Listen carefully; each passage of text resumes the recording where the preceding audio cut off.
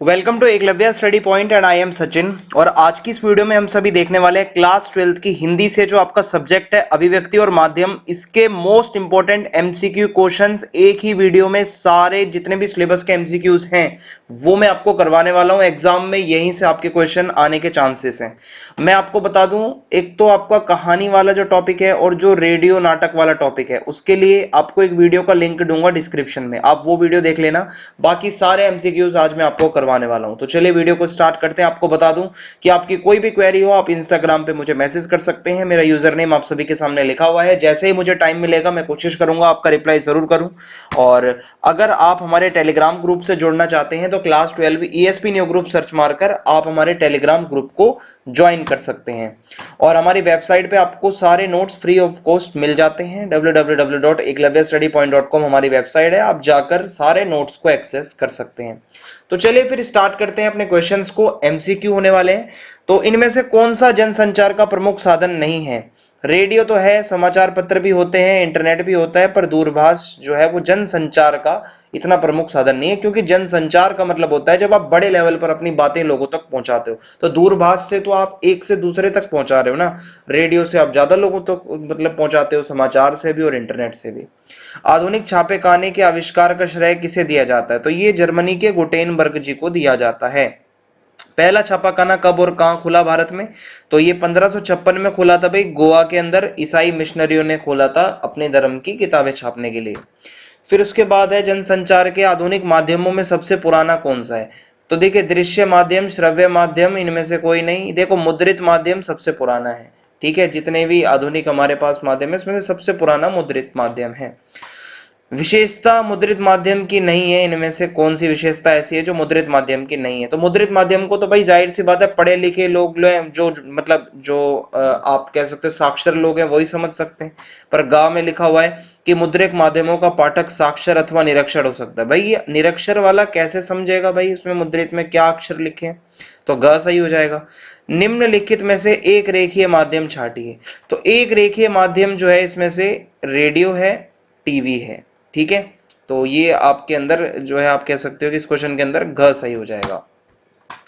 भारत में इंटरनेट पत्रकारिता का दूसरा दौर कब आरंभ हुआ? तो ये 1993 से 2001 के बीच माना जाता है इंटरनेट पत्रकारिता का दूसरा दौर था। इंटरनेट एक्सप्लोरर और नेट स्केप क्या है? तो देखिए, इंटरनेट एक्सप्लोरर एक ब्राउजर का नाम है, तो ये ब्राउजर्स हैं, क सही हो जाएगा। फिर उसके बाद है सही वाक्य चुनिए। रेडियो एक ऐसा माध्यम है जिसमें सब कुछ ध्वनि, स्वरों, शब्दों और दृश्यों का खेल है। या फिर रेडियो में पीछे लौटकर सुनने की सुविधाएं नहीं है, नहीं है। रेडियो एक रेखीय माध्यम है, सही है। रेडियो समाचार उल्टा शैली में नहीं होता, ये भी गलत है। तो ग हमारा यहाँ पे सही हो जाएगा, ये एक रेखीय माध्यम होता है। दृश्यों का किस माध्यम में सबसे अधिक महत्व होता है? तो देखिए, दृश्य माध्यम में हमारा दूरदर्शन यानी कि टीवी जो होता है वहां से हमें पता चलता है, दृश्य देखने को मिलते हैं। मुद्रित माध्यम की सबसे बड़ी विशेषता क्या है? देखो, जो मुद्रित माध्यम है जो छपा होता है, किताबें हैं, समाचार है, मैगजीन्स हैं, इनके वर्ड्स में स्थायित्व होता है। यानी कि जो आप एक बार ये लिखा हुआ है वो बदलता नहीं है, आप उसको कभी भी पढ़ सकते हो। इंटरनेट पत्रकारिता को अन्य किस नाम से जाना जाता है? तो इसको साइबर पत्रकारिता भी कहते हैं, इसको ऑनलाइन पत्रकारिता भी कहते हैं, इसको वेब पत्रकारिता भी कहते हैं। तो उपयुक्त सभी इसका सही आंसर हो जाएगा। मुद्रण का आरंभ किस देश में हुआ? तो प्रिंटिंग सबसे पहले चाइना से स्टार्ट होती है, तो हमारा ख सही हो जाएगा। फिर HTML क्या होता है? तो HTML जो है ये वेब भाषा को कहा जाता है, वेब की भाषा HTML कहलाती है। वह कौन सा औजार है जिसके जरिए विश्वव्यापी जाल में गोते लगाए जा सकते हैं? World wide web. ठीक है, सो ये है हमारा ब्राउजर, ब्राउजर से ही हम सब कुछ करते हैं। वेबसाइट पर विशुद्ध पत्रकारिता शुरू करने का श्रेय किसको जाता है? तो ये तहलका.com को जाता है। ठीक है, फिर कौन सा अखबार केवल इंटरनेट पर आता है? तो वो है प्रभात साक्षी। इंटरनेट पत्रकारिता क्या है? भाई इंटरनेट पर जब अखबारों को छापते हैं, अखबार या खबरों को हम जब इंटरनेट पे पढ़ते हैं, खबरों का आदान प्रदान इंटरनेट पे होता है, तो वही हमारा इंटरनेट पत्रकारिता कहलाता है। ऑल इंडिया रेडियो की स्थापना कब हुई? तो ये 1936 में हुई थी। कम से कम शब्दों में कोई खबर जो तत्काल में दर्शकों तक मतलब जो हम तक पहुंचती है वो क्या कहलाती है? Breaking news. आपने देखा होगा कम से कम शब्द लिखे होते हैं न्यूज में जब ब्रेकिंग न्यूज नीचे चलती है। किसी घटना के सीधे प्रसारण को क्या कहते हैं? तो सीधा प्रसारण इंग्लिश में लाइव कहलाता है। फिर है एंकर पैकेज से क्या तात्पर्य है? तो एंकर पैकेज का मतलब होता है संबंधित घटना के जो दृश्य होते हैं, जो सीन होते हैं, जो भी घटना हुई है उसके फोटो और ग्राफिक्स वगैरह जो है सूचनाएं लोगों को पहुंचाई जाती हैं, वो एंकर पैकेज है। तो क सही हो जाएगा। अखबारों में समाचार या रिपोर्ट के प्रकाशन के स्वीकार के लिए, मतलब स्वीकार करने के लिए एक निश्चित समय सीमा होती है कि भाई अखबार के अंदर जो भी अगर कुछ छापना है तो उसकी एक लास्ट डेट होती है, उसको हम डेडलाइन कहते हैं। तो ग सही हो जाएगा। किस शैली में कहानी की तरह क्लाइमैक्स अंत में नहीं, खबर के बिल्कुल शुरू में होता है? तो उल्टा पिरामिड। ठीक है, इसमें क्या होता है? ऐसा होता है उल्टा पिरामिड, मुख्य खबर, फिर कम मुख्य, और फिर लास्ट में कंक्लूजन। तो ये इसमें क्लाइमैक्स सारा शुरू में बता दिया जाता है। समाचार लेखन के कितने ककार हैं? 6 ककार होते हैं। फिर है फीचर के संबंध में कौन सा वाक्य सही नहीं है? देखो ये एक सुव्यवस्थित आत्मनिष्ठ सृजनात्मक लेखन है, सही बात है। यह पाठकों को तात्कालिक घटनाक्रम से अवगत नहीं कराता। इसमें शब्दों की कोई अधिकतम सीमा नहीं होती। इसमें लेखक अपनी राय, दृष्टिकोण, भावना नहीं डाल सकता। तो ये इसमें भाई गलत है, डाल सकते हो बिल्कुल आप अपनी मर्जी से। पत्रकारों द्वारा सूचनाएं पाठकों, दर्शकों और श्रोताओं तक पहुंचाने के लिए लेखन के जिन विभिन्न रूपों का जो प्रयोग होता है उसको हम पत्रकारीय लेखन कहते हैं, जो पत्रकारों द्वारा किया जाता है। तो अपना ग सही हो जाएगा। पत्रकार कितने तरह के होते हैं? 3 तरह के होते हैं हमारे। ठीक है, और इसमें लिखा भी है भाई पूर्णकालिक, अंशकालिक और फ्रीलांसर्स। फिर है वो कौन सा पत्रकार है? ठीक है, किस पत्रकार का संबंध किसी खास समाचार पत्र से नहीं होता बल्कि वो भुगतान के आधार पर इधर उधर काम करता रहता है, तो उसको हम कहते हैं फ्रीलांसर्स, स्वतंत्र पत्रकार। निम्नलिखित में से गलत वाक्य चुनना है हमें। अखबारों में साफ सुथरी, सरल व प्रभावी भाषा का प्रयोग होना चाहिए। यस।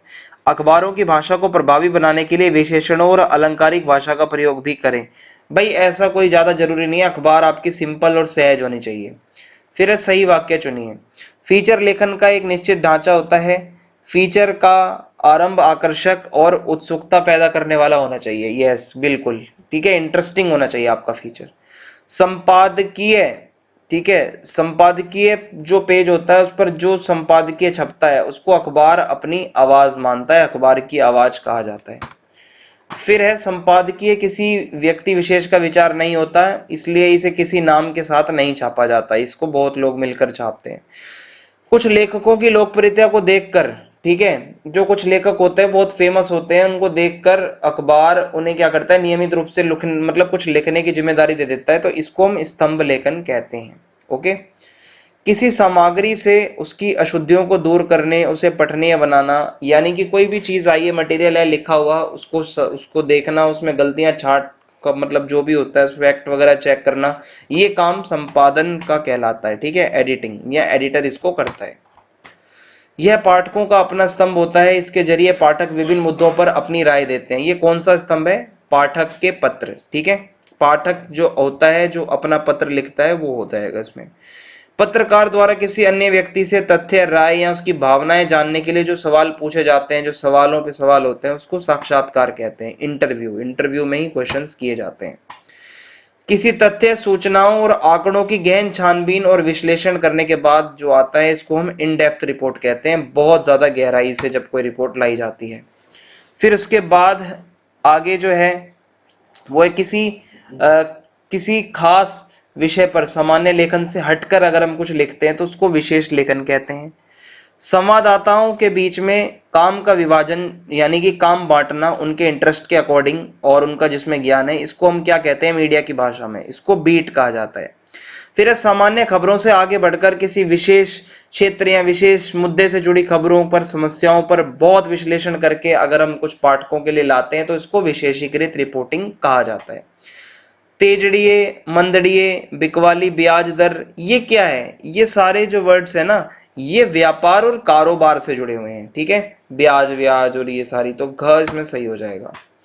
अखबारों के लिए समाचारों के अलावा खेल, अर्थ, व्यापार, सिनेमा, मनोरंजन, अलग अलग क्षेत्रों पर, विषयों पर, घटनाओं, समस्याओं पर जो लेखन होता है उसको विशेष लेखन कहते हैं। क सही हो जाएगा। विशेष लेखन के लिए किस प्रकार की भाषा शैली अपेक्षित है, यानी कि कैसी भाषा शैली होनी चाहिए? तकनीकी, यानी कि टेक्निकल शब्दावली होनी चाहिए। जैसा लेखन हो रहा है वैसा ही आप वर्ड यूज करेंगे। इनमें से कौन सा शब्द पर्यावरण और मौसम से जुड़े खबरों में नहीं आता? तूफान का रुख आता है, टॉक्सिक कचरा आता है, सोने में उछाल नहीं आता, पश्चिमी हवा आता है। तो ग सही, इसमें ग सही हो जाएगा। सोने वोने का इसका पर्यावरण से कोई लेना देना नहीं है। नीचे दिए गए विकल्पों में कौन सा विशेष लेखन के अंतर्गत आता है? अर्थ व्यापार बिल्कुल आता है, खेल भी आता है, शिक्षा भी आता है, यानी कि नॉर्मल से हटकर जो भी मुद्दों पर लिखा जा रहा है वो सब विशेष लेखन है, तो उपयुक्त सभी। कारोबार और अर्थ जगत से जुड़ी जो रोजमर्रा की खबरें होती हैं उनको कैसी शैली में लिखा जाता है? उल्टा पिरामिड शैली। उल्टा पिरामिड इस तरीके से ये शैली होती है। खेलों की रिपोर्टिंग जब होती है, जो खेल स्पोर्ट्स वगैरह में, उसमें विशेष लेखन की भाषा कैसी होनी चाहिए? सामान्य, लयात्मक या सीधी सपाट? ये होनी चाहिए ऊर्जा से भरी हुई। खेल की बातें हो रही है ना, जोश होना चाहिए, रोमांच होना चाहिए, उत्साह से भरी हुई बातें होनी चाहिए। तो ये सारे क्वेश्चंस आपको करवा दिए हैं। एक दो वीडियो के लिंक आपको डिस्क्रिप्शन में दूंगा, वो देख लेना, आपका पूरा काम बन जाएगा। अभिव्यक्ति माध्यम के लिए आपको बिल्कुल परेशान होने की जरूरत नहीं है। कमेंट बॉक्स में आप जाकर जरूर बताएं वीडियो कैसी लगी। चैनल को सब्सक्राइब कर दें, ज्यादा से ज्यादा वीडियो को शेयर करें। जय हिंद, जय भारत। मिलते हैं नेक्स्ट वीडियो।